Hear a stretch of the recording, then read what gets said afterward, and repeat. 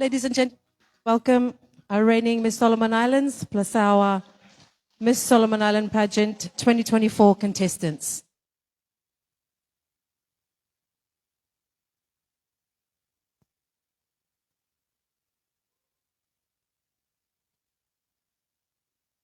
Help me welcome contestant number 4, Miss SICAN. Honored judges, my beautiful fellow contestants, ladies and gentlemen, a brilliant morning to you all. I am Azarina Stevens from the beautiful and proud island of Vela Vela. As Miss SICAN 2024, my advocacy focuses on the empowerment of marginalized community in the face of climate change. However, my topic for today's speech challenges my innovation. What are the most effective ways to promote gender equality in education? And how does this contribute to sustainable development? Gender equality is a commonly misunderstood term. In our society, it is too often tied to women and just women, when it covers both genders. Men and women together have equal rights, responsibilities, and access to opportunities. I want you to take a look at our members of parliament. How many women are there? Only 3. Look at our women CEOs, directors, leaders. How many women are there? Do you see gender equality? Have you looked at our education system? Reports and studies have shown that while more boys enroll, girls are excelling in academic performances. It begs another question.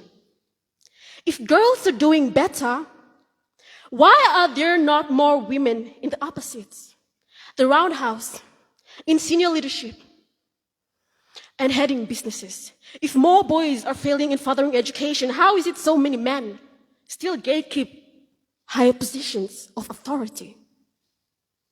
Promoting gender equality in education is the first step to address that gap. As fundamental human right, it is a catalyst for sustainable development, the only development our country needs. But how? How do we achieve gender equality in education? Firstly, everything begins in our homes. Our families, led by our parents, as our very first teachers. Growing up, education was in countless lectures, bedtime stories. If you study, you won't be walking under the copper shed like us. If you study, you won't bend your back under the scorching hot sun like the rest of us. Parents are key in grounding the importance of education.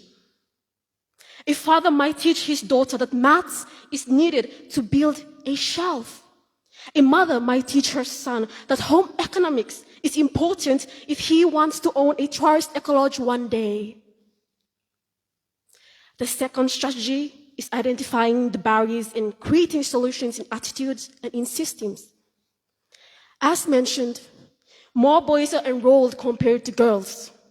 How can we equalize access at the very beginning for girls as well? Societal gender norms, teen pregnancies, and early bride price of marriage exclude girls from schools. 21% of girls in our population of over 700,000 marry before their 18th birthday. An example of a legal barrier is our Island Marriage Act, stating that the legal age of marriage is 15 years of age. I ask that we increase the legal age to 19. Our children are the future. We must treat them as such. The third way is by supporting existing systemic tools. The Ministry of Education has the Education Strategic Framework 2016 to 2030.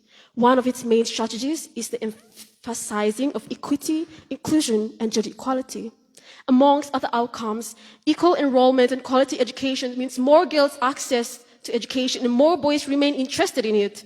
This framework must visibly encourage gender equality Encouragement influences representation, and what better way to inspire other girls and boys than by showing them a boy can be a nurse and a girl can be a software engineer. In conclusion, parents, understanding barriers to gender equality and using existing systematic tools and instruments needed to progress gender equality in education, and in doing so, nurture sustainable development. Sustainable development simply becomes a part of the process and the outcome. Equality for boys and girls brings different perspectives and ideas, fostering innovation, creativity, and problem solving across all sectors of health, environment, and socio-economic areas. This brings a well-rounded view, understanding, and advocating for sustainable generations. One of my visitations was to the Lord House settlement. As I was embracing a mother, she cried. And I was reminded of a small and powerful virtue, kindness. Be kind to the boy or girl sitting next to you in class. Be kind to the person despite their background, physical appearance, or disability. Gender equality starts with us, the ordinary Solomon Islander. My late mother used to tell me, if you study hard, you will become somebody one day. Whether it could be a doctor treating women with cancer, or an engineer like your uncle, an architect. If only I could say no. No, mother. I will be a leader one day, specializing into software and IT, and I will influence girls into a male-dominated field for gender equality and a prosperous, greater, and brighter Happy Isles. Thank you, ladies and gentlemen. May your day be full of blessings. My question is, what do you see as the barriers or the problems to girls entering the secondary and tertiary level of education? Thank you for the question. One of the barriers that I've mentioned here is early bride price in marriage. Another is poverty. And the third that I mentioned here is teen pregnancy. I believe these are the barriers: teen pregnancy, early bride price in marriage, and third, poverty. These are the three barriers that are most obvious and that are affecting our girls from pursuing studies in secondary and high school. Thank you for the question. My question is, how can we raise more gender advocates for the Solomon Islands? Thank you. Thank you for the question. We can raise more gender awareness for the nation, starting through families. Families are the root of everything. Families are the root of empowerment. Families are the root of issues. I believe we can advocate and spread awareness more on gender equality, starting from our fathers, our mothers, our parents.